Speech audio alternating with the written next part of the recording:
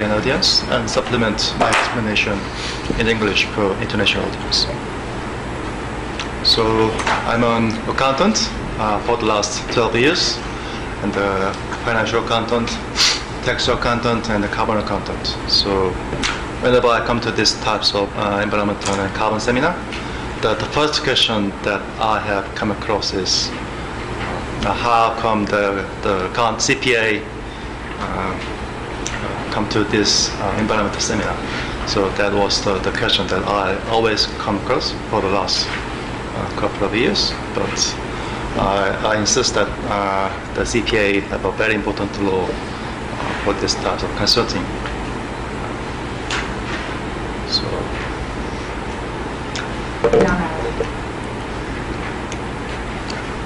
So I will cover the two case studies, marginal net cost analysis, and the other case study is the sustainable supply chain. So whenever our clients ask me what would be the key issues that we need to deal with for this type of emission trading scheme, I always answer this question. This is like is very similar to the VAT, value-added tax, or GST. The mechanisms that the corporate client pays. Can't hear you. Sorry. 저 한국어로 해도 될까요? 예, 죄송합니다. 배주권 거래제와 관련해서 굉장히 많이 듣는 질문 중에 하나가 우리 기업들이 어떤 부분을 준비해야 되는지에 대해서 굉장히 질문을 많이 받는데요. 저는 항상 이 배주권 거래제는 기업에 있어서 굉장히 부가세와 비슷한 영향을 받게 된다고 하고 있습니다. 그래서 회사 쪽에서 배주권 거래제도가 도입이 되면은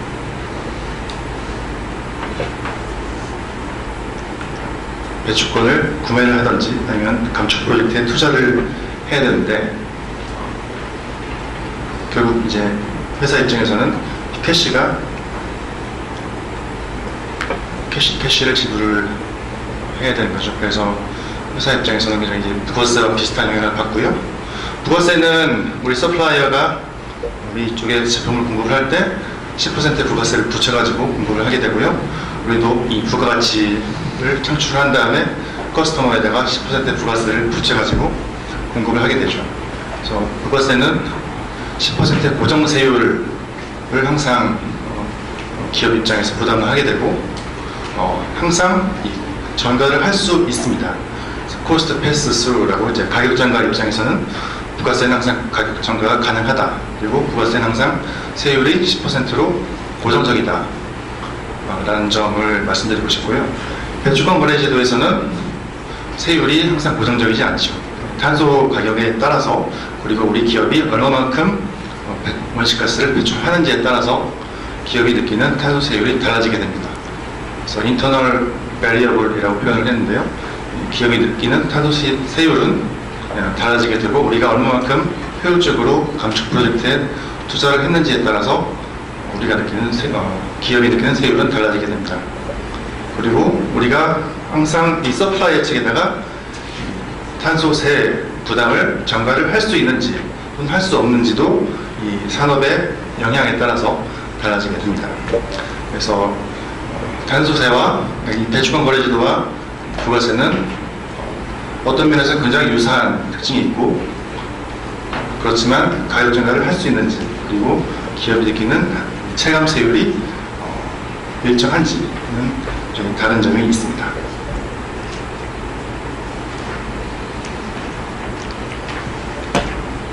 지금까지는 기업 입장에서 목표 거래제에서는 우리 기업이 배출하는 배출량이 얼마였다. 그리고 우리가 얼마만큼의 온실가스를 감축했다. 그리고 이 감축한 양은 소나무 10그루를 심는 양과 똑같다. 뭐 이런 식으로 홍보를 많이 했었는데요.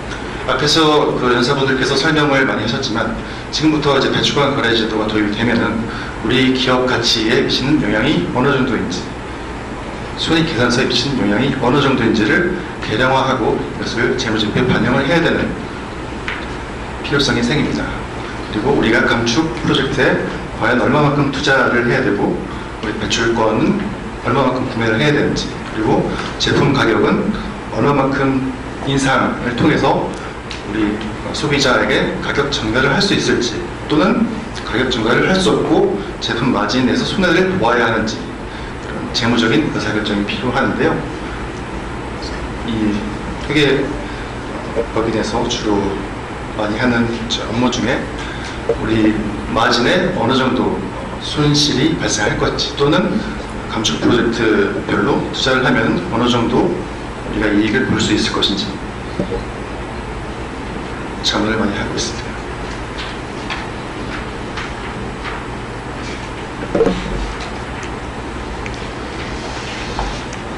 기업 입장에서 회계 또는 재무와 관련해서 굉장히 많은 이슈들이 있을 것 같습니다. 첫 번째로는 배출권 거래 제도가 도입될 경우에 우리가 감축 프로젝트에 얼마만큼 투자 예산을 받아야 되는지, 예산을 주고 있는 기획처에다가 건의를 해야겠죠. 그래서 예산이 각 연도별로 어느 정도 필요하다는 그 논리와 근거를 제시해야 되는데, 그 투자 예산을 받기 위해서 재무적인 분석이 필요하다고 하겠습니다. 두 번째로는 CDP와 DJSR 쪽과 같은 이런 IR 활동에서 예전에는 이런저런 활동들을 많이 하고 있다라고 투자자 쪽에다가 공시를 하고 홍보를 했었는데, 이제는 이 배출권 거래제도의 도입에 따라서 특히 에너지 다소비 기업의 경우에는 우리 손익이 어느 정도 영향을 받게 된다라는 그런 계량적인 효과를 세계적으로 공시를 하고 커뮤니케이션을 할 필요가 있습니다. 카본 어카운팅이라고 표현을 했는데, 어카운팅이란 기본적으로 거래를 계량화하고 그걸 측정하고 보고를 하는 것을 의미합니다. 그래서 이 배출권 감축 프로젝트에 투자하고 배출권을 거래하는 이런 행위에 대해서도 우리가 어떤 식으로 재무제표에 측정하고 보고를 해야 될지에 대한 교육이 있어야 되고요. 그것과 관련한 보고 체계가 마련되어야 하겠습니다. 앞에 보시는 자료는 굉장히 유명한 맥킨지의 글로벌 맥 그래프인데요. 보통 컨설턴트를 이용해서 이런 맥커브와 관련한 프로젝트를 하게 될 경우 회사 입장에서는 그 비주얼하게 시스템을 잘 구현을 하고 이런 맥커브를 이제 어떻게 하면 이제 엑셀이나 시스템으로 잘 표현을 할지에 대해서 굉장히 많이 관심을 가지시는데, 저의 경험으로는 이 각각의 바그래프가 의미하는 이런 수익성 분석을 위해서 회계사나 이런 컨설턴트를 이용해서 분석을 하는 것이 좀 더 어떤 밸류를 느낄 수 있는 일이 아닌가 싶습니다. 경영학에서 GIGO라는 표현이 있어요. 개비지 인이면 개비지 아웃이다 라고 하는데, 각각의 감축 프로젝트의 수익성이 굉장히 낙관적으로 표현이 되거나 아니면 이제 비관적으로 표현이 될 경우에는 아무리 좋은 엑셀 툴이나 시스템을 가지고 사용을 하더라도 기업 입장에서 어떻게 보면 개비지 아웃되는 그런 정보를 가지고 의사결정을 하게 됩니다. 그래서 컨설팅 회사 쪽과 업무를 하실 때 이런 규제에 대한 동향이나 분석도 중요하겠지만 각각의 감축 프로젝트에 대한 경제성 분석을 하는 데 좀 더 집중하는 것이 어떤 밸류를 느낄 수 있는 일이 아닐까 싶습니다. 이거는 외국에 있는 모부 회사의 맥그래프를 따온 건데요. 아까 말씀드렸다시피 저희 쪽에서 이런 그래프를 그리고 감축 프로젝트를 식별하는 일에 저희 쪽에서 업무를 하는 건 아니고, 그런 업무는 회사에서 굉장히 잘 하실 수 있습니다. 그래서 컨설턴트에게 의지하시는 것보다는 회사 쪽에서 감축 프로젝트를 파악할 수 있고 식별할 수 있도록 각각의 그 라인 매니저, 패시리티 매니저에게 교육시키고 인센티브 프로그램을 제공하는 것이 좀 더 중요하다고 생각하고요. 컨설팅 회사가 할 수 있는 일은 이 각각의 감축 프로젝트들이 완전한 정보를 가지고 정확하게 경제적 분석이 되었는지를 평가를 하는 일이 훨씬 중요합니다. 그래서 그런 부분에 대해서 회계법인이나 컨설팅 회사를 쓰시는 게 좋겠다는 말씀드리고요. 그래서 맥이라고 해서 보통 맞은 어떤 코스트 커브 분석을 국가 차원에서도 할 수 있고 산업 차원에서도 할 수 있고 우리 기업 차원에서도 할 수 있겠죠. 툴을 사용해서 감축 프로젝트에 얼마 정도 투자를 하고 우리가 배출권을 어느 정도 구입을 해야 되는지 의사결정을 할 수 있고요. 우리 기업 가치에 미치는 영향이 어느 정도인지 파악을 할 수도 있겠습니다. 보통 기업 가치가 이제 있을 텐데 배출권 거래제도의 규제 강도가 굉장히 세진다고 하면은 그 기업 가치가 손상되는 경우도 있겠습니다.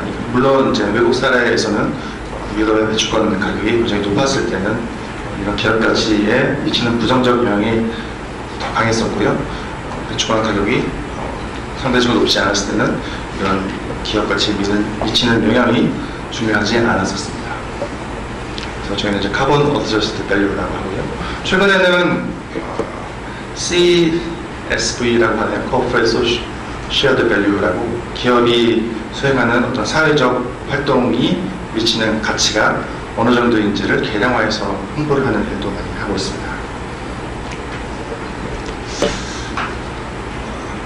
이 자료는 제가 만든 게 아니고 호주 도이치뱅크의 IR 보고서에서 따온 건데요. 각각의 그래프는 호주의 배출권 거래 제도가 도입이 될 경우 기업 이익에 미치는 영향이 각각 어느 정도인지를 도이치뱅크에서 밸류에이션해서 공표한 자료입니다. 그래서 이제 그래프 바가 아래쪽으로 많이 내려갈수록 기업 가치가 기업 손익이 또 부정적인 영향을 받게 된다 것인데요. 가장 옆에 있는 회사는 이제 VBN이라고 되어 있는데 더진 블루 에어라인이라고 우리나라의 아시아나항공 정도 되는 항공사입니다. 그래서 항공사의 경우에는 감축 프로젝트를 할 어떤 유역이 거의 없고 항공사는 굉장히 경쟁이 심한 그리고 소비자가 가격에 굉장히 민감한 그런 산업이죠. 그래서 항공사 입장에서 탄소 가격을 소비자에게 전가하기가 굉장히 힘든 그런 산업입니다. 그래서 기업 가치에 미치는 영향이 굉장히 크고요. 그에 비해서 우리 탄소 가격을 소비자에게 곧바로 전가를 할 수 있다. 그리고 우리가 독점권을 가지고 있는 그런 산업이다라고 하면은 우리 기업 가치에 미치는 영향이 상대적으로 적겠습니다. 그래서 우리 기업 입장에서는 어느 정도 투자를 하고 어느 정도 배출권을 구매를 하고 외부 투자자에게는 어느 정도까지 정보를 공시를 해야 되는지에 대해서 고민을 하셔야 되겠고요. 맥 그래프를 보통 이제 4단계로 나누죠. 그래서 감축 프로젝트들을 식별을 하고 이것들을 개량화하고 우선순위화하고 그다음에 이것들을 실행하는 일련의 과정을 거치게 됩니다. 실제 프로젝트들을 했던 사례들을 함께 이렇게 해봤는데요. 저희 경험상 감축 프로젝트들의 경제성을 평가하는데 가장 중요한 요소는 이 현장에서 감축 프로젝트와 관련한 정보를 완전하고 정확하게 수집해서 분석하는 일이 굉장히 중요합니다. 그래서 현장에 계신 그 온실가스 감축 담당자들에게 교육을 하고 그분들께 이 재무적 영향을 측정하기 위한 정보를 수집하는 일이 컨설턴트의 기본적인 어떤 책무가 아니겠나 싶고요. 실제 기업 가치에 미치는 영향은 한 숫자로 고정되는 것이 아니라, 그러니까 이 회에서 보시다시피 할인율이나 감축 목표나 배출권 가격이나 에너지 가격의 향후 변동 내역에 따라서 많이 달라질 것으로 보입니다.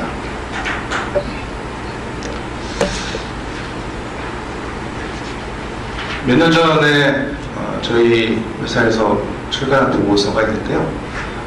배출권 거래 제도가 도입이 되면은 과연 어떤 그 산업들이 영향을 많이 받게 될 것인가를 카본 인텐시티와 그 트레이드 인텐시티, 무역 집약도와 탄소 집약도를 가지고 산출을 한 바 있습니다.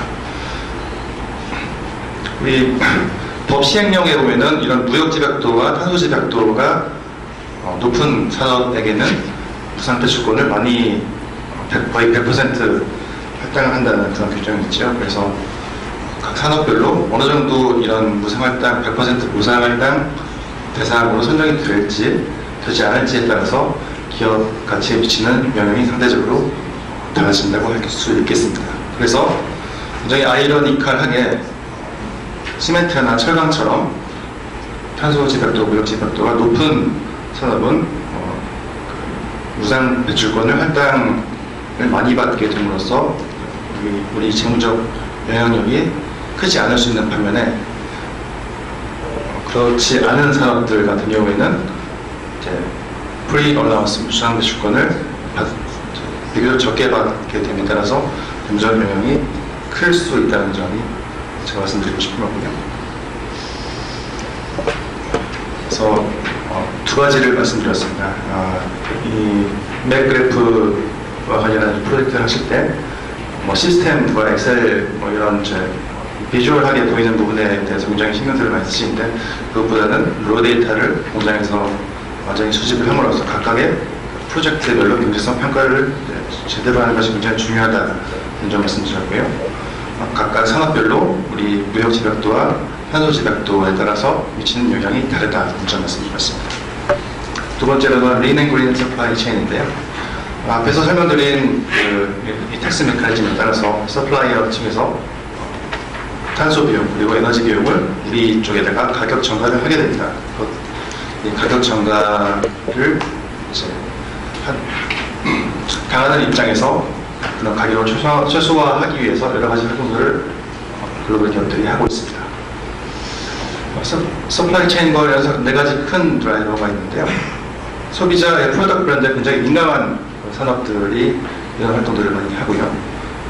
NGO들이나 아니면 이제 정부 쪽에서 이런 정보 공개를 요구하는 그런 경우에도 이런 서스테이블 서플라이 체인에 신경들을 많이 쓰는데 주로 월마트나 테스코 같은 그런 리테일러 쪽에서 그런 일을 많이 하고 있습니다. 규제와 관련해서는 US 레이스 액트라고 나무나 펄프로 만들어진 그 제품을 수입하는 경우에 이것이 일리걸 로빙에 따라서 만들어진 제품인지 아닌지를 규제하는 그런 법안들이 있고요. EU 같은 경우에도 서스테이블 프로덕트와 관련한 그런 정책들이 마련이 되어 있고 미국 같은 경우에 분쟁광물 지역에서 생산된 제품인지 아닌지 이것들을 공시하는 규정이 최근에 마련이 됐습니다. EU 케이스 같은 경우에는 에비에이션과 쇼핑 쪽에 배출광물 제도가 도입이 됐다가 지금 1년 유예가 됐었는데요. 이런 규제와 관련해서 민감한 기업들이 이런 활동들을 하고 있고요. 한국 같은 경우에는 리스크와 리퓨테이션과 관련해서 이런 드라이버들이 있는데 일례로 지금 국민연금에서 사회책임과 관련한 입법 개정하려는 움직임을 보이고 있습니다. 월마트 케이스를 소개를 좀 드리겠습니다. 하는데요. 서플라이어 서스테이너리티 어세스먼트라는 이런 체크리스트를 저희 회사와 같이 만들었는데 이런 일련의 활동들이 서플라이어들을 도와주려고 하는 어떤 이런 활동들로 보일 수도 있습니다만 월마트의 어떤 원가 절감 노력으로 공급자에게 원가를 절감할 수 있도록 유도를 하거나 또는 강제를 하는 그런 메커니즘으로 이런 어세스먼트 툴이 활용이 됐었습니다. 그래서 이런 그 월마트의 노력을 잘 따라왔던 그런 회사들 같은 경우에는 그 선반에 이제 좀 더 좋은 곳에 제품을 유치할 수 있도록 함으로써 굉장히 어떤 인센티브를 줬었고요. 저희 회사에서 글로벌 리테일러나 글로벌 서플라이 체인 회사의 컨설팅을 하는 경우는 주로 코스트를 절감하고 카본도 절감할 수 있는 이런 활동들을 개량화하는 프로젝트를 썼습니다. 그래서 우리가 환경 쪽에도 도움을 주고 기업의 원가 절감에도 도움을 줄 수 있는 이런 활동들을 한번 개량해보자는 일을 했었고요. 그래서 LCA라고 하는데 LCA라는 툴과 메커니즘을 이용해서 각각 서플라이들이 얼마 정도 온실가스를 발생하고 얼마 정도 원가를 발생하는지를 일일이 분석해서 이것들의 감축 목표를 회사가 서플라이어들에게 할당을 하고 그들을 모니터링하는 그런 일을 했었습니다. 예, 그래서 이 온실가스도 기업의 원가와 동일하게 각각의 코스트 엘리멘트별로 이것들을 브레이크다운 해가지고 원가 절감을 할 수 있는 그런 활동들을 컨설팅 회사와 같이 했었고요.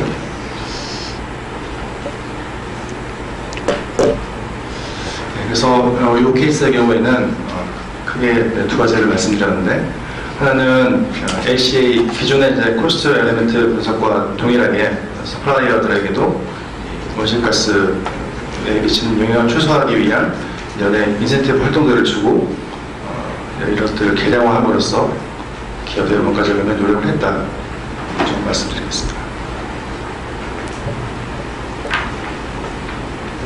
예, 마지막으로 질문 한 개만 더 받도록 하겠습니다. 질문이 있으신 분은 손 들어주시기 바랍니다.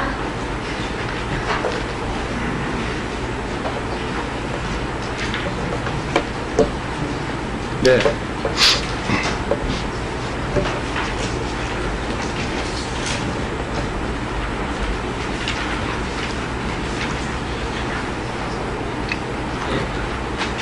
한국말로 하겠습니다. 예, 현성에서 최영현입니다. 예, 발표 잘 들었고요. 맥 마지널 어비먼 커스트 계산하는 방법에 대해서 example를 보여주신 페이지가 있는데요. 예. 페이지 넘버를 불러서 analysis example이라고 해서 NPV CO2 건축 계산하는 맥 계산하는 페이지 볼 수 있습니다. 예. 아, 이거요? 예. 아니, 다음 페이지요. 예. 여기서 보면은 그 맥을 계산하는 게 NPV를 CO2 감축량으로 나눠서 맥이 계산되는 건데요. 예, 맞습니다. 예. 그 NPV를 계산할 때 향후에 예상되는 그 탄소 배출 판매로 인한 수익도 혹시 여기에 반영을 하게 되나요? 아, 예. 반영을 하게 되고요. 근데 탄소 배출권 판매 수익을 정확히 측정할 수가 없습니다. 이제 배출권 가격을 추정할 수 없기 때문에 예상치를 가지고 이제 추정을 하게 되고요. 탄소 배출권 가격이 있는 경우와 없는 경우로 나누어 가지고 NPV를 계산을 하고 있습니다.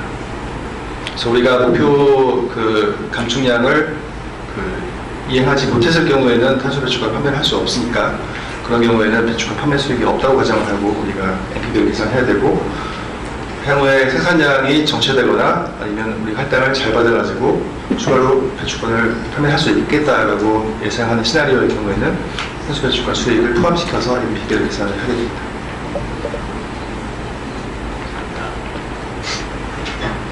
이것으로 세션 2의 강연을 마치도록 하겠습니다. 열강을 해주신 유창민 이사님께 다시 한번 큰 박수 부탁드리겠습니다.